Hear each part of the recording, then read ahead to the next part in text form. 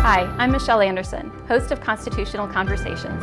This past summer, we started a learning series about our United States Constitution, how it's organized into 3 branches of government, how those branches work together.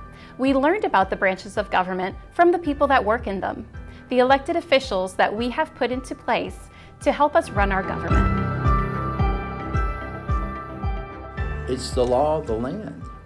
Our founding fathers, in their infinite wisdom, they were really incredible people. They wanted a democratic republic, okay? And that's what we have, a republic. And we, under the Constitution, us as members of the House of Representatives are supposed to be true representatives of the people. For me, it is a document that lets every American citizen know his or her rights. I think it is so important that we all have a starting point that we can go to say, hey, this article says this article says that. It is our foundation in which, for me, America was built on.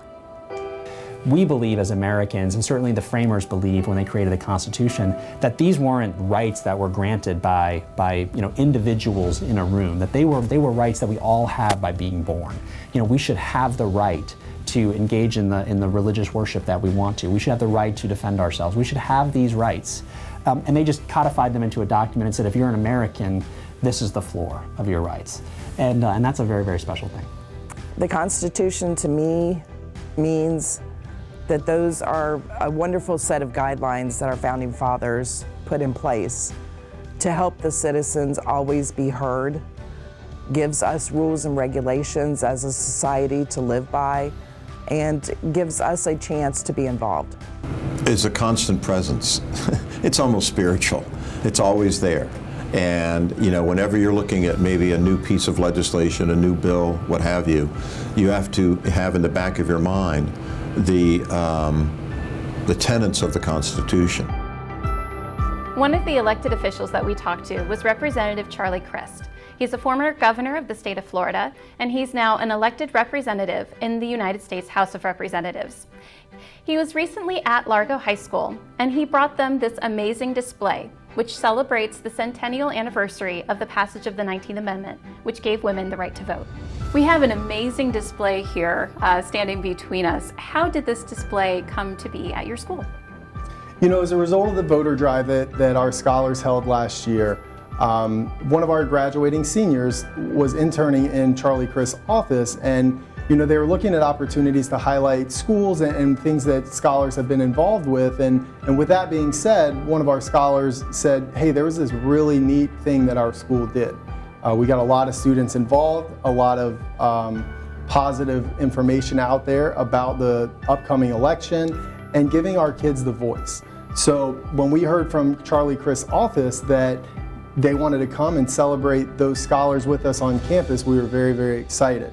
So they presented this to our school, and it's something that we're really proud of. And like I said, I'd love to see it in multiple classrooms throughout the year so that they can have the opportunity to take a look at it, do a gallery walk around it, and perhaps do a little bit of reflection on it of what that means to them and their families. As we take a look at this display, and as we understand more fully what the 19th Amendment did and did not do, it's important to recognize that not all women did get the right to vote after the 1920 passage of the 19th Amendment. Women of color were still not able to vote. Women of Asian descent still could not be recognized as citizens. It would take fully several more decades for all women to finally be able to say that they had the right to vote. It was one of those, it's a pillar, and as you take a look around it, it's got some really powerful statements about the 19th Amendment and really what it meant for our society. We got an opportunity for our students to kind of make their way around it and read it and really soak it all in. And I felt like that they really, at that moment, they really understood what that voter drive was all about and the impact that voter drive really has in our society. Because voting is a fundamental right, and it's an opportunity for our kids. And I say kids, but we're getting to the point where they're adults and they have an equal voice with us.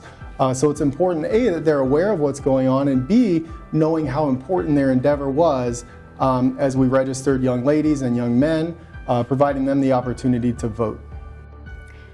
This display from the National Archives is a wonderful example of our living Constitution, how it can be amended to make sense for our lives today. Soon we will be celebrating Constitution Day, which is September 17th. It's a day that started back in the 1940s, and originally it was called Citizenship Day. And it was a day for the complete instruction of citizens in their responsibilities and opportunities as citizens of the United States and of the state and locality in which they reside. In 2004, it was finally named Constitution Day and placed on September 17th to recognize all who by coming of age or by naturalization have become citizens. The United States Department of Education has said that all schools on this day must give instruction on the United States Constitution. But why do that? Why is that such a big deal? It's important simply because the United States Constitution is the reason why we have a country to begin with.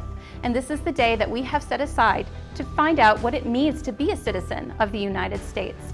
And on this day, we learn about the function and the structure of our government to understand the country in which we live. As we come up to this September 17th, 2020, with everything that is going on in our country and in our communities, let us stop and take a look at our document that is the United States Constitution, which does give us the rights, the protections, the liberties that we enjoy as citizens of this nation. I'm Michelle Anderson for Pinellas County Schools. Thank you.